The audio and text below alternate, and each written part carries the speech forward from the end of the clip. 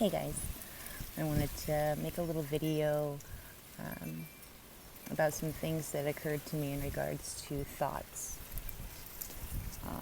I hope the wind doesn't do too much damage on my audio, but just like to be outside and also don't want to wake the baby up, so double blessing there. Anyhow, I think there's a lot of us that are starting to realize that thoughts create our world, and what we think about and focus on, we get more of.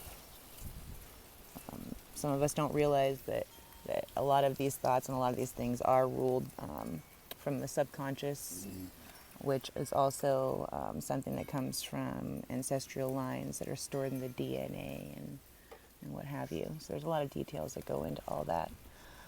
But today's video is going to be just a little bit different.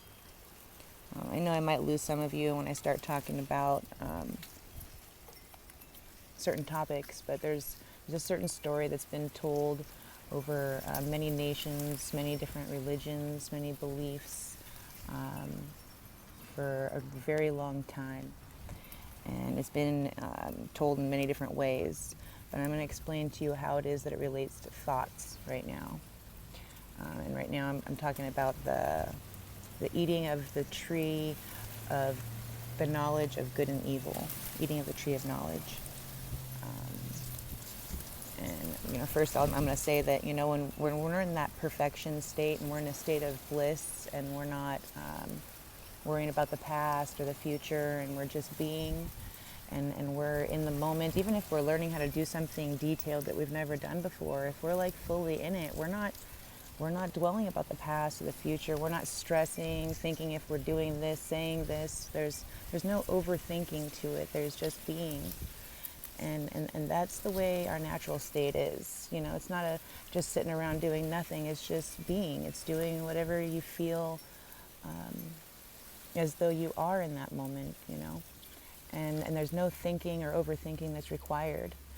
And there was a long time ago where our inner voice, and not some outside old guy with a beard said, there's no point in all that overthinking stuff. So let's just not do that.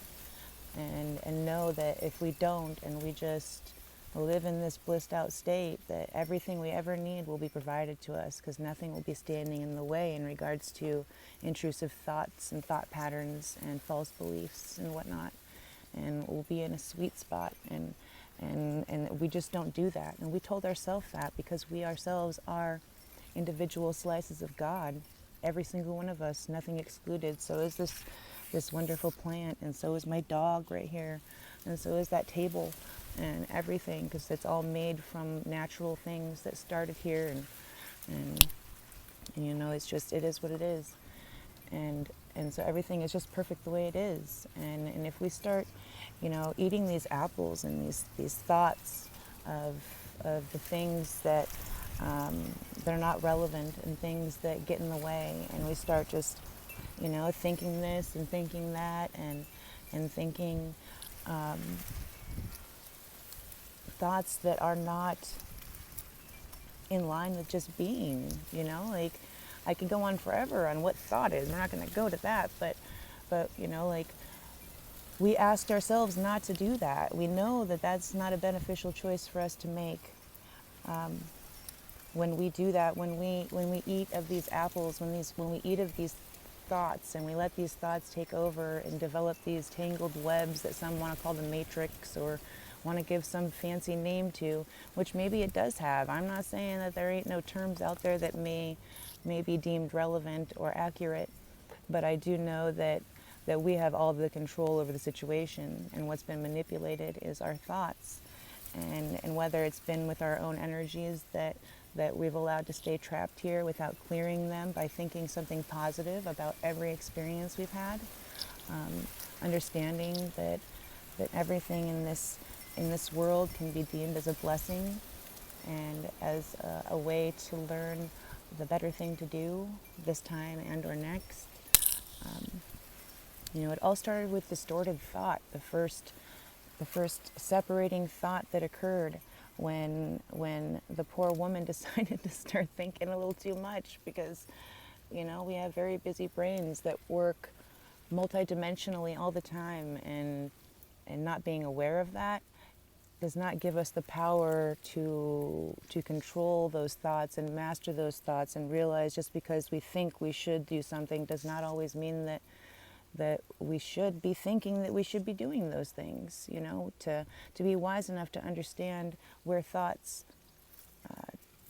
take root and take the power, rather than being in control and empowered, and then thinking, if necessary, to, again, just not even necessary to even to think to get anywhere. You know, you use thought process for certain things, but most things intuitively come to you, and all things work themselves out. And when you end up eating and thinking and thinking and thinking and eating all of these trees and overeating, you end up in this state of gluttony where we can't stand the amount of thoughts that are coming in, and we cannot process them. So there's so many things that get worn down and taken away by thinking way too much. And it does nobody any good to be eating of the tree of thoughts and trying to figure out what's good and evil, and what's what, and who's who, and where's where, and not just being here in the moment and feeling our way out. And there's no need for us to continuously think. And that's just my way of perceiving the tree of knowledge thing. I kind of just wanted to share that. And the dog seems irritated, so I'm going to go make her feel better, but hopefully I got my point across. I love you guys. Bye.